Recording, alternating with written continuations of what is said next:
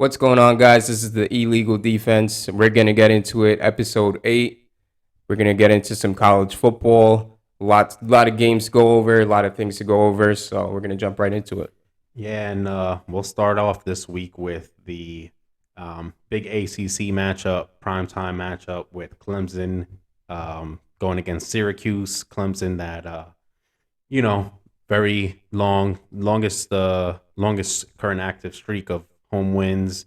They have a hot Syracuse team coming in. Right. And it wasn't looking so good for Clemson in this game. Syracuse, kind of had them on the ropes there. Clemson was able to come back and lead on their defense in the second half. Kind of stop the Syracuse offense and climb back into the game there at home to keep the win streak alive. Fans storming the field and they're celebrating, but a lot closer win than most anticipated. Than most anticipated. But if you're Clemson, it's one of those situations where a win is a win, and that's kind of the last tough game on their schedule now. Right. So unless someone is able to pull an even huger upset in the next few weeks, Clemson is looking pretty good to get to that ACC championship game, potentially undefeated, and if they win that, they're pretty much a shoe in for the playoffs there. Yeah. But this wasn't one of DJ's best games. They I don't want to say kind of sort of benched him. They did bench him, although it wasn't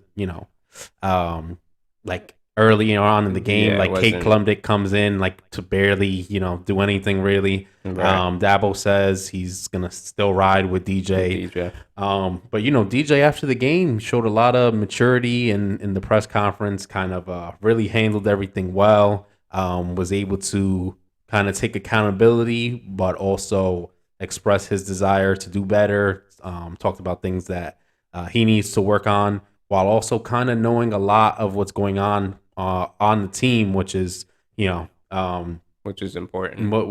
Very important. So I mean, like we said, tough game for Clemson, but they're in pretty good position after pulling out the win here. Right. And I think with Syracuse, what they could take away from this game is that at least they're heading in the right direction. Had they capitalized on the turnovers that Clemson had, I think we would have been having a different conversation, and Syracuse would most likely be the winner in this matchup. But I think this is what separates good from great, and this is what separates good teams from great teams. As far as great teams would capitalize on those turnovers, and they wouldn't let Clemson just get back into it the way they did. You look at, if you watch the game, it was kind of like, how did Syracuse lose this game? Mm-hmm. And we kind of went over that like a few weeks ago with the Bills and Chiefs game,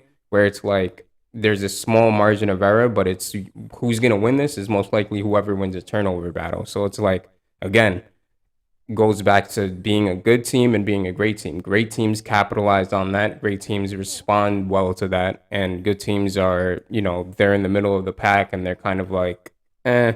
So I think that's kind of what Syracuse showed, and Clemson showed that they're obviously the big dogs and that they're obviously going to run the table in the ACC. But again, DJ struggles, and it's week 8, or no, it's week. That was week 8. That was week 8. Yeah. So it's like he has to show some type of promise. And not for nothing, we talked about DJ maybe not playing up to kind of the standards as far as being lumped into that category with like CJ with CJ and Bryce, all of them. But he has put up pretty good numbers throughout these last few weeks until this past week against Clemson. So if DJ plays like how he has kind of been playing, right, for the most part the rest of the year, I mean, I think they're in pretty good position with the defense that they have to certainly make the playoffs, and from there, they could see where they go from there. But Clemson able to get the job done, and we know now to kind of expect them to at least get to that ACC championship game moving forward, and see how that goes, and that'll be what's next for them. We can go into a Big 12 matchup. We had a big game with number 20 Texas going into number 11 Oklahoma State.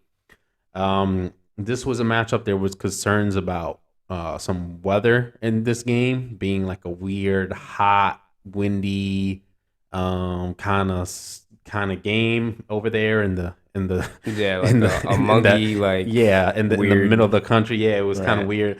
A lot of people were talking about taking the unders on this game. It didn't happen. This was it turned out to be a pretty standard Big 12 type of game. Tons of points, a lot of offense. Oklahoma State able to get the win here over Texas. There was talk about them being kind of emerging with Quinn Ewers, and they picked up some losses, but that was when he was out, and the offense with him there is clicking too much for most people to stop them. But man, Oklahoma State came out and they handled their business. They come away with a win. Their defense has been impressive. They've been able to put up points with their offense. Mike Gundy has his team playing well, and for Texas it's a letdown.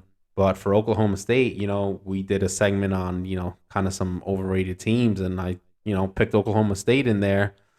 So far they've proven me wrong. They've proven me wrong a little bit so far. I mean, there's still a ways to go, right? But Oklahoma State has been keeping it going, and they're probably if not for TCU and their streak, Oklahoma State might be probably the next likely Big 12 champion out of that group of very solid teams in a stacked Big 12. So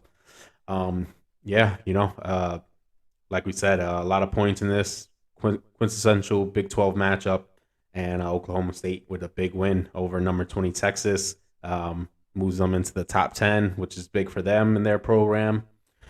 But yeah, we'll move on here to the Pac-12. We're kind of hitting on all the I don't want to call them secondary conferences, but kind of not the big two this week. Next week, this upcoming week, we'll get into some more of the games. The big hitters. But with this past week that we just had, big Pac-12 matchup. Number 10 Oregon hosts number 9 UCLA. This was a game that I had picked UCLA to come in, and Chip Kelly and have his guys come in and handle business, but Dan Lanning had his guys ready to go. They had this game at home. Supposedly this was like number 4th biggest sellout for their crowd over there. Yeah, for Oregon, it was a crazy game. Oregon is kind of on fire just in terms of football, with Oregon and Oregon State both playing well this year. Right. And UCLA, had the huge win against Utah. I thought Utah would have handled that game. UCLA pulled out the win.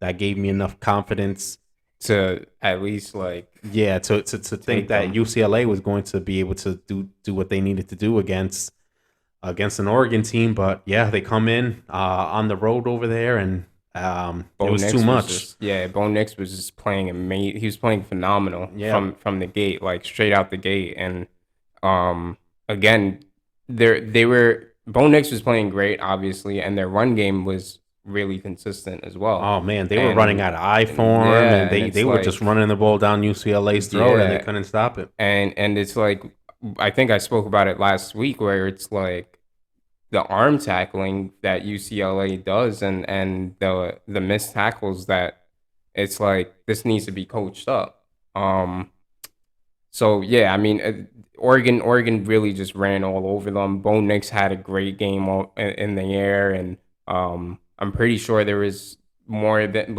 it was just nonstop with the run game, and UCLA really struggled to stop it. And once you can't stop the run game, then that just opens up a bunch for passing game. And Bo Nix, I mean, it's weird because when they versed Georgia, the the way they're playing now is kind of what we expected when they were going to verse Georgia in the beginning of the year. But then it was like Georgia just pulverized them and literally was like, this is who they are. Yeah. They came in, ranked in the top 10, I believe, to start the year. And I think Georgia, they're like 6 or 7. Yeah, Georgia demolished them, and everyone kind of wrote them off. But they've been putting together wins.